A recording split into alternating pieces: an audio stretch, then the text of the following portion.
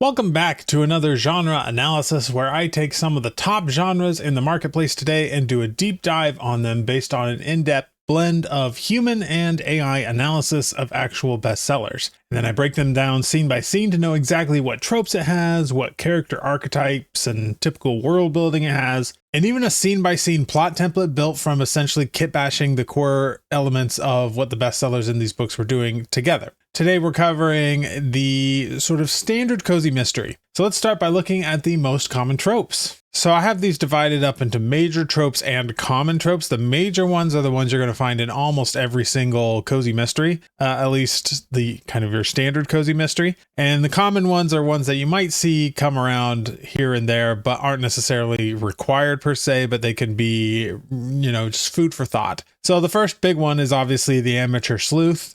You're not going to have a crazy experienced detective most of the time. Your character is going to be someone who does this on the side for the most part, or kind of falls into the situation because of circumstances. And of course, the other big one is going to be a cozy setting. That's pretty self-explanatory. So usually a close-knit community, like it says here, where everyone knows everyone else, which creates high stakes and inescapable social tension. There's also a limited suspect pool. So, because this is a cozy setting, this isn't like a crime happens in a big city or anything like that. This is just, there's only a handful of people that it could be. There's the best friend and the sidekick dynamic. The sleuth rarely works alone and needs a supportive friend to act as a sounding board for theories and provide emotional grounding during the investigation. There's a light tone and lack of graphic content. This is, again, I think pretty obvious. You can still have murder mysteries in a cozy, but they always happen off screen, and there's usually there's just a lighter tone to the whole thing. Thematic hobbies and interests. The protagonist usually has a specific day job or passionate hobby that provides a unique lens for the investigation and adds to the cozy atmosphere. This is why you'll see a lot of subgenres of cozies that are like bookshop owners or bakery owners or librarians. You'll also see like a lot of craft based things, like you have an old lady that knits or something that plays a big role in the story. Fair play clue construction. You must provide a reader with every clue necessary to solve the mystery alongside the protagonist, rather than pulling a solution out of nowhere at the end. There's resolution and justice. The story must conclude with the definitive identification and removal of the murderer, restoring the social order and ensuring justice prevails. Thematic focus on identity and revelation or relevance. The investigation often forces the protagonist to grapple with their own sense of purpose, finding new validation or self-worth through their detective work. So there's usually some kind of internal journey going on there. And last in the major tropes is the police contact or the law enforcement dynamic. There's usually someone that the main character deals with who, like it says here, initially resists their help, but eventually comes to tolerate or rely on their unofficial assistance. Right. That moves us to the common tropes. So you have a red herring. Most people know what that is. Chekhov's gun. If you have something that's introduced early in the story, it needs to become crucial to solving the plot later on. There's the invisibility of age or appearance. The protagonist often uses their unassuming appearance or age to cause suspects to underestimate them. This is particularly true of cozy mysteries that involve a more elderly person. There's the closed circle. By trapping characters in a confined location or situation, you ensure the killer is one of them, heightening the tension and making the puzzle solvable. This is especially true of whodunits. And then there's hidden in plain sight. Key characters often live under false pretenses or harbor secrets. Bickering leads. The protagonist and the allies often share a dynamic of playful argumentation or contrasting personalities that drives the dialogue and relationship. There's enemies to business partners and allies. Characters who start as rivals or obstacles are frequently forced into a partnership that helps solve the case. There's the MacGuffin, a specific object or item often driving the plot forward. There's the perfect couple facade.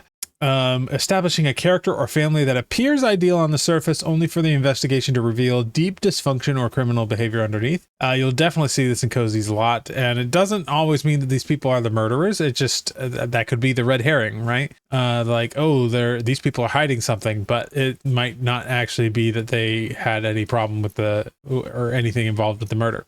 There's often a love interest or romantic subplot. Don't have to get into that. You know what I'm talking about. There's a nosy neighbor or gossipy character. Again, this could be another red herring. Like, that person's being really nosy. It seems suspicious, right? There could be a cold case resurrected. The current murder investigation often unearths or connects to a crime from the past, weaving history into the present narrative. There's often a Watson character. The character serves as a narrator or emotional anchor. The hunky lawman, so maybe the law enforcement officer is attractive. This could tie into the love interest thing.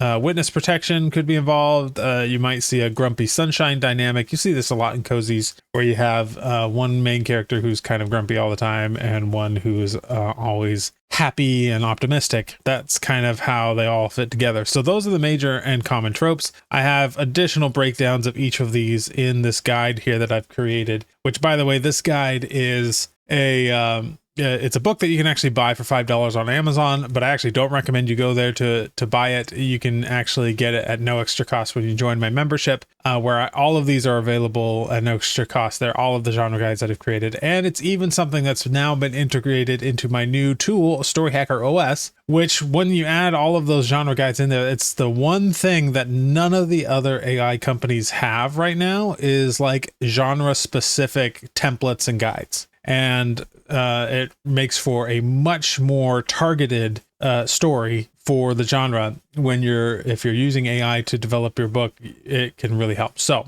you can check that out in the link down below if you're interested. All right, so that's just the additional breakdowns of each of those tropes.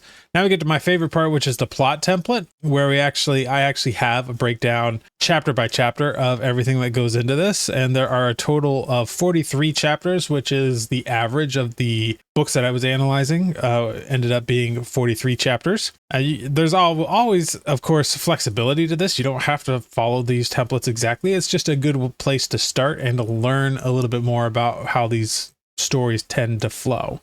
All right, so chapter 1 is the ordinary world. The protagonist is introduced in their cozy, familiar setting, engaged in a routine activity that showcases their specific niche skill, which could be like baking, observation, organizing, a domestic profession, or a hobby that involves pattern recognition. All right, so we just get introduced to that. And then there's chapter 2, the rival and the rumble. The protagonist encounters their primary local rival or a difficult community member, escalating the low stakes conflict introduced previously and revealing the broader social dynamics of the setting. So we're just getting a little bit more information on the world that they live in. There's a disturbing discovery. All right, so this is kind of your inciting incident. The protagonist or close ally stumbles upon a body in a shocking, often jarringly mundane location that contrasts sharply with the cozy tone. The victim is someone connected to the protagonist's low-stake conflict, possibly the disliked antagonist from the previous chapter, or someone whose death immediately implicates the protagonist or a loved one. And usually this is a murder, even for a cozy mystery. You could have a cozy mystery that is even cozier and is not quite as shocking as a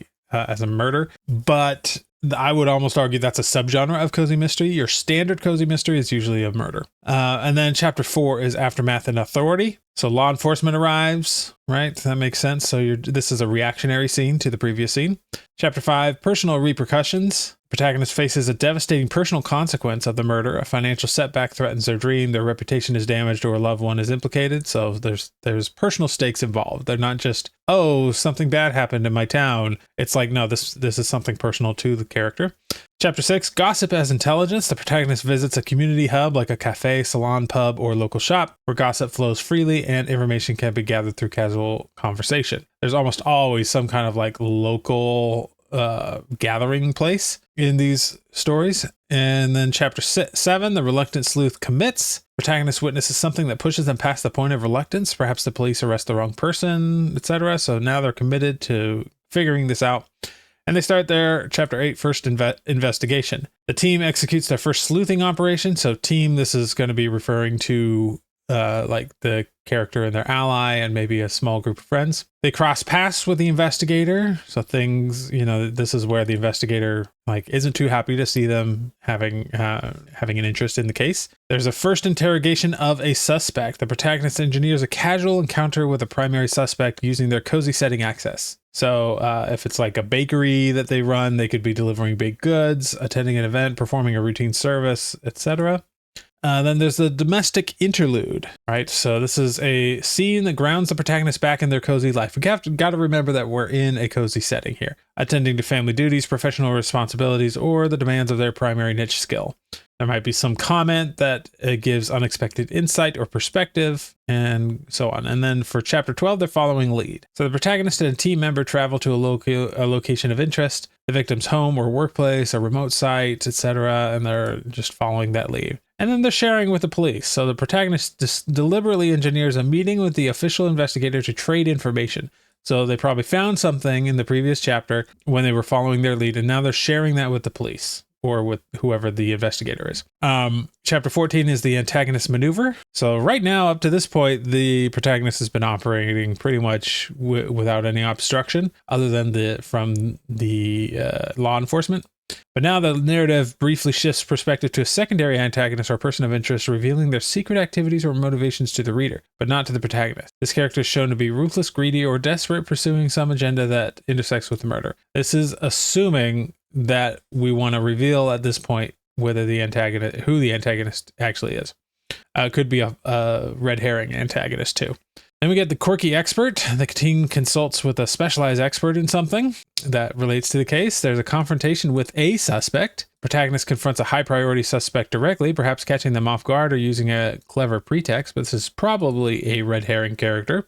Then we get the first warning. The protagonist receives a direct warning that their meddling has been noticed, an anonymous note, a threatening phone call, a vandalized property, or an unsettling encounter with a stranger. All right, so now the antagonist knows they're onto him, and we can assume that the stakes are raised. Then there's the police procedural parallel. A scene from the official investigator's perspective shows them following the case through proper channels, paralleling and contrasting the protagonist's amateur efforts. Then we get the convincing red herring. So the protagonist and team uncover what appears to be a definite evidence pointing to a specific suspect, generating excitement and a false sense of imminent victory. All right, so we're definitely getting into the red herring stuff here. Setting the trap is chapter 20. The team plans an elaborate trap or confrontation designed to extract a confession from their primary suspect. The trap fails, and then we get the midpoint twist, which is a massive plot development drops, dramatically reshaping the case, either the discovery of a second body, the revelation of a connected cold case from decades past, or shocking secrets about the victim that recontextualize everything.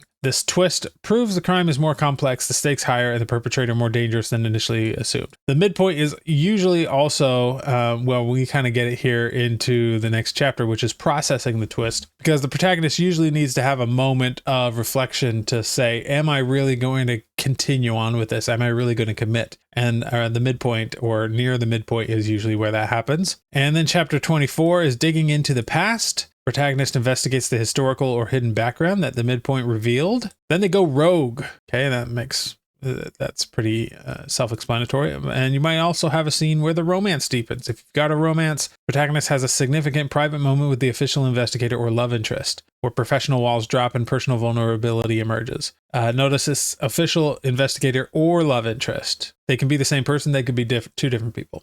And then chapter 27 is uncovering the motive. So through synthesis of recent discoveries, the team identifies the true motive behind the murder. And that helps them narrow the suspect list considerably. And then there is a violation of sanctuary. So the killer strikes back personally. And they already got a warning earlier, but now the protagonist's home is broken into, their workplace is sabotaged, their car is tampered with, or a beloved family pet is targeted. Something like that. Man, I know this is a cozy, so pets are common in cozies, but like you take out that family pet, that's serious. All right. And a loved one is hurt. Hopefully not the pet. Right? The threat escalates further as a beloved ally, mentor, or family member is physically attacked, hospitalized, or critically endangered. Again, this would all happen if it's something involving violence. This would all happen off screen and just talked about. Maybe they had an accident, but it wasn't an accident. And from there, we move into the dark night of the soul, where the protagonist withdraws into themselves, overwhelmed by guilt, fear, and doubt. From there, they start to develop a new strategy because they're too committed at this point. They have to go through with it. There's the mundane epiphany. While doing something completely routine, like baking, cleaning, folding laundry, chatting with an unrelated character, the protagonist notices a tiny, ordinary detail that suddenly clicks everything into place. You see this all the time, where they're kind of in this depths of despair from the dark night of the soul moment, and then suddenly they have this realization and it makes everything come back into the forefront.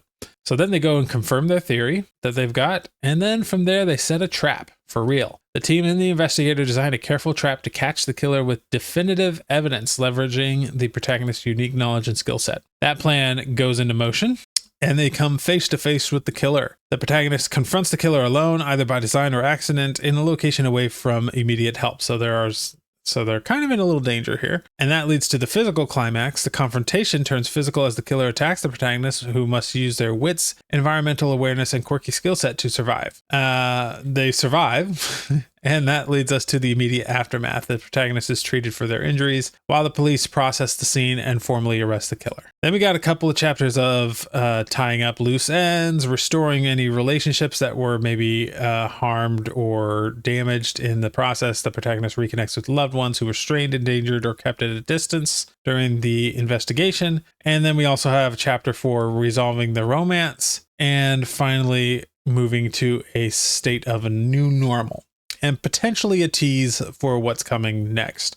Now, most cozy mysteries are standalones, even if each one involves the same characters, but we pretty much, you can include a little tease for what might be next for this character. All right. And that is the long and short of a standard cozy mystery plot template. Hopefully that gives you a good idea. Let's briefly just go over some of the main characters that we'll see. We got the amateur sleuth, who is also the protagonist. A skeptical official who is often a love interest, but not always, and can be an ally.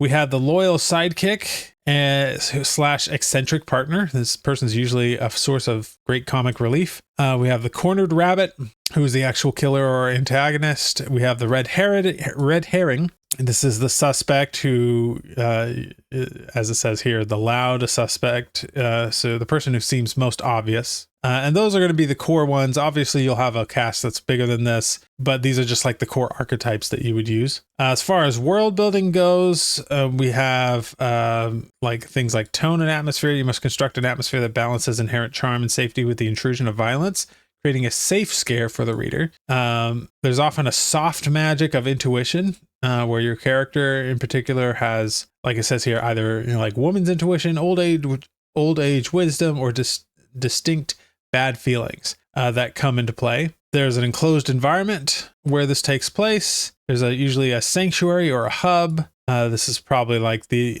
like your local cafe or something, the place where people hang out. And that's also that could also be a separate thing from the gossip network or a similar thing. Usually your character has a particular trade that they work with. And there's a much world building here. The most important thing when it comes to world building for a cozy mystery is the town that it takes place in. I would even go so far as to map out where all of the different buildings are and where each suspect lives and things like that. And since it's a small town, you can do that. Some of the major themes that you'll see is like hidden power of the overlooked, reclaiming agency and identity. You see that a lot with the protagonists. And those are the two big ones. I also have some notes here on writing prose for this and what you would do if you're writing a book description for this as well. All of this is available in the guide that you can get on Amazon or in my membership. So hopefully that's been a decent overview for you of what to expect in a standard cozy mystery. Check back for more genres as I go through and apply the exact same analysis process to those, and I'll see you in the next one.